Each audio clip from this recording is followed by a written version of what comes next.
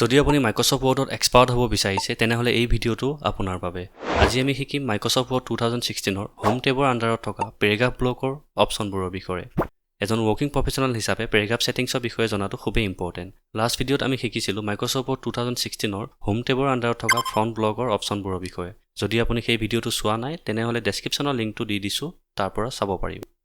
আজি ভিডিঅ'টোত আমি আলোচনা কৰিম পেৰাগ্ৰাফ ছেটিংছ কেনেকৈ কৰিব পাৰি, পেৰাগ্ৰাফত চিৰিয়েল নম্বৰ কেনেকৈ ইনচাৰ্ট কৰিব পাৰি, পেজ বৰ্ডাৰ কেনেকৈ ইনচাৰ্ট কৰিব পাৰি, লগতে জনাম পেৰাগ্ৰাফ গ্ৰুপৰ লগত ৰিলেটেড থকা বহুতো টিপছ এণ্ড ট্ৰিক। তেনেহ'লে আহক দেৰি নকৰি আজি ভিডিঅ'টো আৰম্ভ কৰোঁ।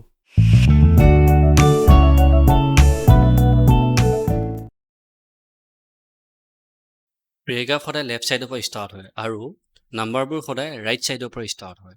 এই পেৰাগ্ৰাফটো আপুনি ছেটিং কৰিবলৈ ফাৰ্ষ্ট আপুনি পেৰাগ্ৰাফটো ছিলেক্ট কৰক।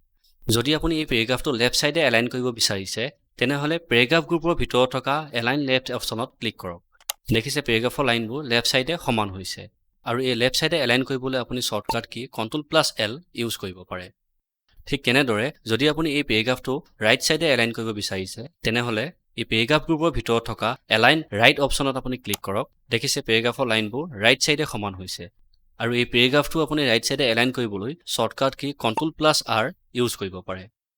ঠিক একেদৰে যদি আপুনি এই পেৰাগ্ৰাফটো চেণ্টাৰ কৰিব বিচাৰিছে তেনেহ'লে এই পেৰাগ্ৰাফ গ্ৰুপৰ ভিতৰত থকা চেণ্টাৰ অপশ্যনত ক্লিক কৰক। দেখিছে আপোনাৰ পেৰাগ্ৰাফৰ লাইনবোৰ চেণ্টাৰ হৈ গৈছে আৰু এই পেৰাগ্ৰাফটো চেণ্টাৰ কৰিবলৈ আপুনি শ্বৰ্টকাট কি Ctrl+E প্ৰেছ কৰিব পাৰে।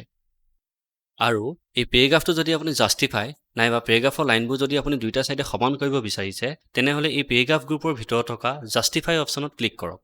দেখিছে আপোনাৰ পেৰাগ্ৰাফৰ লাইনবোৰ দুইটা ছাইডে সমান হৈ গৈছে আৰু এই পেৰাগ্ৰাফটো জাষ্টিফাই কৰিবলৈ আপুনি শ্বৰ্টকাট কি Ctrl+J প্ৰেছ কৰিব পাৰে।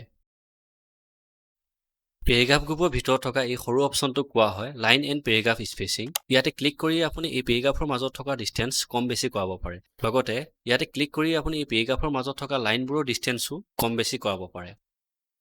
আৰু এই ডকুমেণ্টত থকা পইণ্টখিনিত যদি আপুনি বুলেট নাম্বাৰিং কৰিব বিচাৰিছে তেনেহ'লে আপুনি ইয়াতে ক্লিক কৰক। ইয়াতে ক্লিক কৰিয়ে আপুনি এই ডকুমেণ্টত থকা এই পইণ্টখিনিত আপুনি বুলেট নাম্বাৰিং কৰিব পাৰে। ইয়াতে বিভিন্ন ধৰণৰ অপশ্যন আছে, ইয়াৰ পৰা যিকোনো এটা অপশ্যনত আপুনি ক্লিক কৰি বুলেট নাম্বাৰিং কৰিব পাৰে।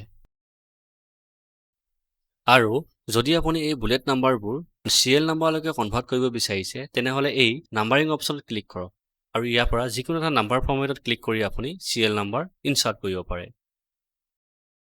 মাল্টিপল লিষ্ট, ইয়াতে আপুনি ক্লিক কৰি মাল্টিপল লিষ্ট ক্ৰিয়েট কৰিব পাৰে আৰু এই মাল্টিপল লিষ্ট ক্ৰিয়েট কৰিবলৈ আপুনি ডকুমেণ্টটো এনেকৈ ছেটআপ কৰিব লাগিব, তেতিয়াহে আপুনি মাল্টিপল লিষ্ট ক্ৰিয়েট কৰিব পাৰিব। ইয়াতে আপুনি টেব বুটাম প্ৰেছ কৰি ডকুমেণ্টটো এনেকৈ ছেটআপ কৰি লওক।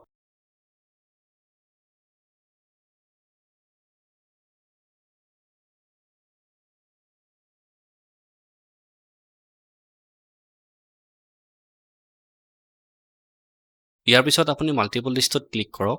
যিকোনো এটা মাল্টিপল লিষ্টৰ অপশ্যনত আপুনি ক্লিক কৰি ইয়াৰ পৰা মাল্টিপল লিষ্ট ক্ৰিয়েট কৰিব পাৰিব। আৰু এই মাল্টিপল লেভেলৰ লগত দুটা অপশ্যন দিয়া আছে, ইনক্ৰিজ ইনডেণ্ট এণ্ড ডিক্ৰিজ ইনডেণ্ট। ইনক্ৰিজ ইনডেণ্ট ইয়াতে ক্লিক কৰি আপুনি পেৰাগ্ৰাফটো ৰাইট ছাইডলৈকে শ্বিফ্ট কৰিব পাৰিব আৰু এই ডিক্ৰিজ ইনডেণ্ট ইয়াতে আপুনি ক্লিক কৰি পেৰাগ্ৰাফটো লেফ্ট ছাইডলৈকে শ্বিফ্ট কৰিব পাৰিব।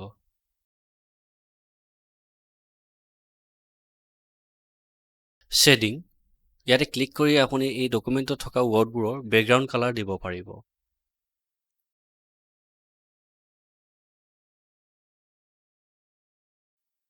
বৰ্ডাৰ ইয়াতে ক্লিক কৰি আপুনি এই ডকুমেণ্টত বৰ্ডাৰ ইনচাৰ্ট কৰাব পাৰে। ইয়াতে বিভিন্ন ধৰণৰ অপশ্যন দিয়া আছে, ইয়াৰ পৰা আপুনি সেই অপশ্যনবোৰ ক্লিক কৰি বৰ্ডাৰ ইনচাৰ্ট কৰি ল'ব পাৰে। আজি ভিডিঅ'টো ইমানতে সামৰিছোঁ। নেক্সট ভিডিঅ'ত আমি আলোচনা কৰিম মাইক্ৰ'ছফ্ট ৱৰ্ডৰ হোম টেবৰ ভিতৰত থকা ষ্টাইল এণ্ড এডিটিং গ্ৰুপৰ অপশ্যনবোৰৰ বিষয়ে।